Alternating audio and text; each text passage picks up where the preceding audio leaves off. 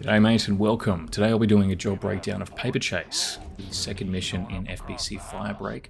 This one has you destroying sticky notes through the first two rooms and then a boss type entity in the last room.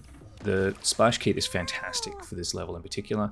If you are walking over the sticky notes, you will kind of collect them. However, if you are wet or the sticky notes are wet, you will be safe. You will even actually wet the sticky notes. Traditional weapons are rather ineffective when it comes to destroying the sticky notes while they're dry at the very least. However, if you do wet them prior, either with the splash kit or just hitting the sprinklers around the level, they do become very, very easy. They all kind of just go in one shot with a machine gun. Or if you wanted to use an electric grenade like this, only when recording this did I learn that electric grenades turn on the boomboxes. You can wet them easily as other classes by using the sprinklers that are pretty much all over the place. I mean, this level has a significant amount of sprinklers all over it. And once the sticky notes are wet, traditional weaponry, in particular submachine guns and the machine gun, are really, really efficient at taking these out, unlike the shotgun I'm showing off here, because each one bullet will actually annihilate them. A strategy I first started with to getting rid of the sticky notes was running through them, which does accumulate the debuff down the bottom left hand of your screen. Walking through fire gets rid of it. You do, of course, take damage from the fire, so a much safer way of doing it is instead running through them and then utilizing water in order to get rid of them for you.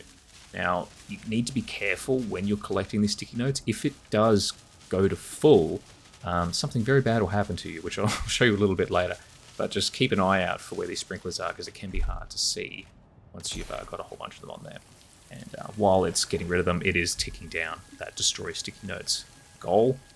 And it's surprising how many actually get off you just from walking through them and using some water. There's a zipline in the first room across. This is fantastic if you're getting overwhelmed with enemies, because they have to path around, and also gives you a bit of a upper level view if you want to splash water or just have a look around to see where all these dudes are.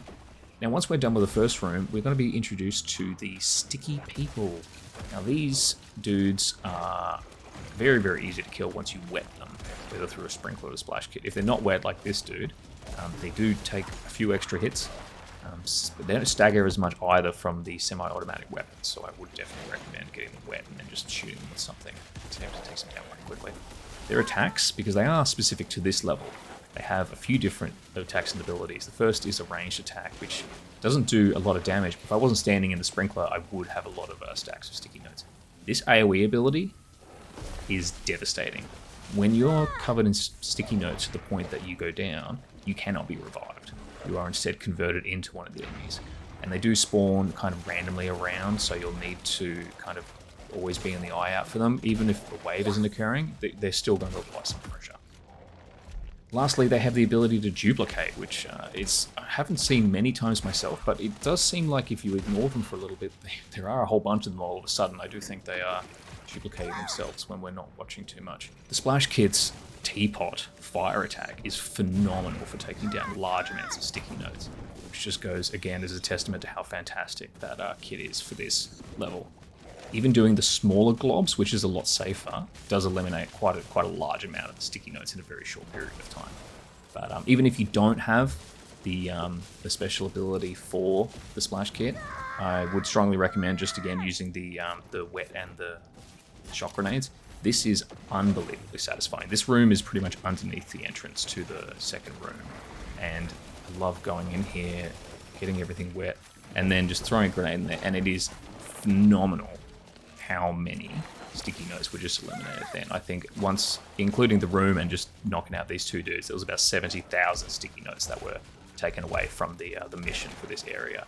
And from what I've seen, this room is pretty much always just filled with these bloody sticky notes, which is great.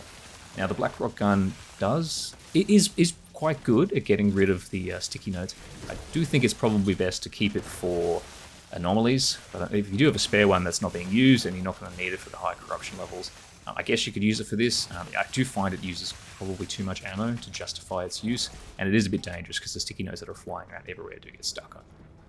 Now, once we're ready to move on to the third room, we just need to first off be careful, because this is a drop zone. There's the first bridge here, which if you fall down there and you have loot on you, like the samples or the files, they are gone forever, I'm sorry to say. There's also a second bridge here, a much smaller one, so you just want to take a bit of care when you're running through here.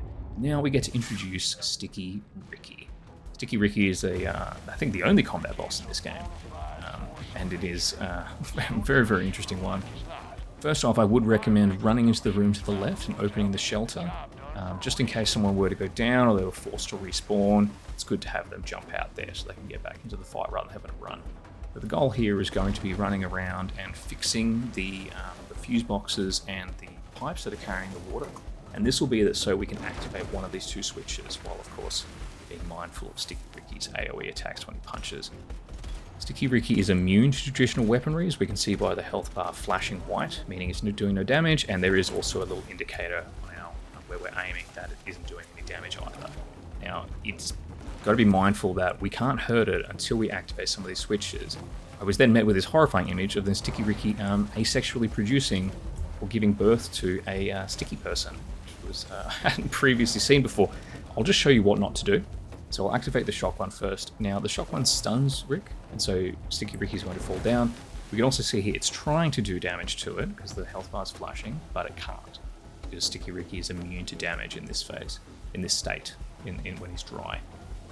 What we can use beforehand is the water switch. Now this one will pour water all over Sticky Ricky, and once we see Sticky Ricky darken to a darker shade,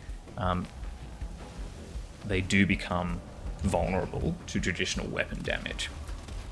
The amount isn't significant that you can do, but if you couple those two together, the water switch and the electric switch, you can do a pretty large amount of damage all in one go. I'll just give you an example of what it's like when you hit the water switch, quickly run on over or have another teammate go near the electric switch, and once it's the darker shade, flip that.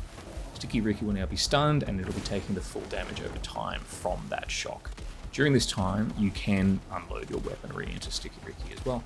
I have seen some very, very efficient runs with this that I've done with randoms where we have almost done about more than 75% of Sticky Ricky's health out of in just one go. Here, it's very, very close. However, Sticky Ricky can dry. Now, there's no point repairing the shock trap because it's not going to do any damage, so I might as well just go and repair the water one, spray some water on him, and then just one hit will take it down. However, Sticky Ricky lightly backhands me. It's payback. Beautiful. So that's pretty much all but done. Now the only goal is to just run back. Do bear in mind though that we do want to be careful of those fall zones when we are running back, because it would be quite tragic and emotionally devastating to fall down right at this moment, at the moment of success.